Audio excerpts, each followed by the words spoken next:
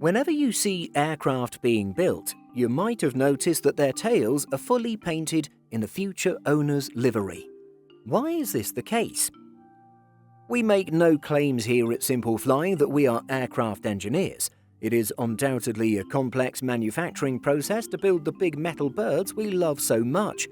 Yet it's interesting to see that the tails on these aircraft always seem to be completely finished and painted, despite the rest of the aircraft being far from complete.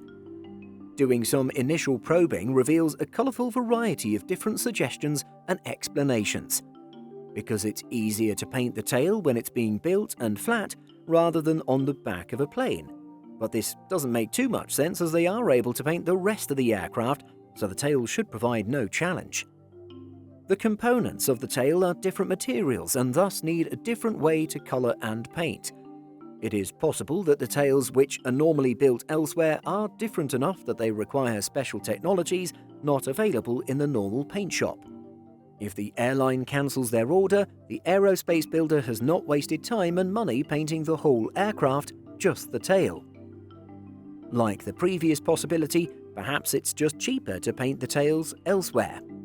Perhaps Boeing and Airbus are supplied the finished tails, which include painting. Or perhaps it's to help the engineers tell which plane they're working on. Beyond all of these suggestions, there is one reason that is far more compelling than any of the above, according to the Aviation Stack Exchange and airliners. The tail, also known as the rudder, needs to be painted before delivery to ensure that it is perfectly balanced and takes into account the weight of the paint. As it is a specialty shop that builds these rudders, it makes sense that they would do the careful painting to ensure that it is completely flawless. If the rudder is unbalanced, then an effect called flutter can occur. This is when the rudder leans into the heavier side, something that even a thick coat of paint can cause. The result is that the aircraft might list to the heavier side. As aircraft are most affected by crosswinds during takeoff and landing, this can cause problems and even serious safety issues. This rule also applies to anything aerodynamic, like winglets or the new 777X folding wings.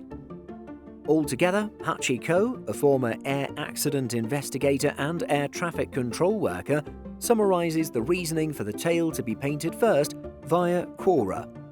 Ko concludes that in most cases, the tail is produced in a location other than the assembly point and arrives finished.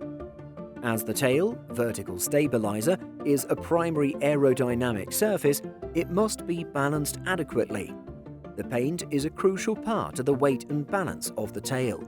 So for it to be complete and ready for assembly, it must be built entirely with the paint included. So did you guess the correct reason why the aircraft tail livery is painted first? Or perhaps you have a different theory? Let us know what you think of this process in the comments section.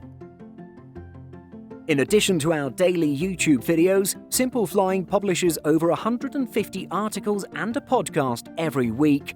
If you're looking for the latest aviation news and insights, visit simpleflying.com. Thanks for watching, and don't forget to like and subscribe before you go.